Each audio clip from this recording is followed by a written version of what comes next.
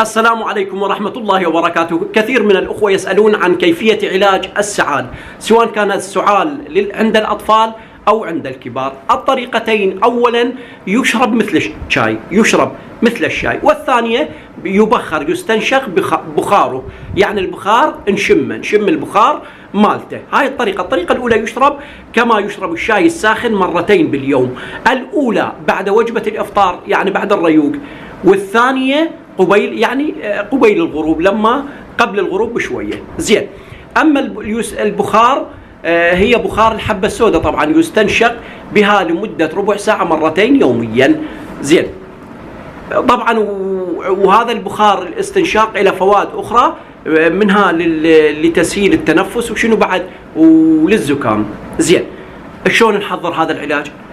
ملعقة صغيرة يعني مال شاي، ملعقة صغيرة من الحبة السوداء الناعمة، ملعقة صغيرة من عرق السوس المطحون، طبعا نصف ملعقة من اليانسون. زين. ملعقة صغيرة من البابونج الناعم، طبعا كوب من الماء المغلي، عسل للتحلية، تريد ما تخلي بكيفك للحلا. زين. اكياس هاي مال الشاي، شايفين نفرخها من الشاي، هاي الاكياس اللي تنباع، هاي مال اللي يستخدموها دائما الايرانيين ودخلت عندنا. زين.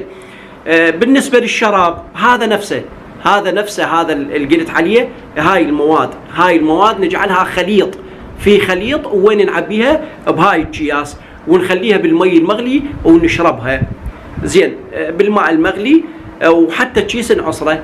يستخدم العسل، تريد بدل الشكر، يشرب ساخنا لمدة 10 أيام. هذا فيه فائدة جدا عظيمة لعلاج السعال. أما للبخار فناخذ كوب من الحبة السوداء الناعمة مع لتر من الماء المغلي، كوب من الحبة السوداء الناعمة ولتر من الماء اللي يفور، ونخليها بالمي، وهذا يستنشق نشمه، وهذا قلت يفيد للسعال. يستنشقه المريض لمدة ربع ساعة يوميا لمدة أسبوع، وإن شاء الله يشفى بعد الدعاء إن شاء الله. لا تنسوا والدي من خالص دعائكم، والسلام عليكم.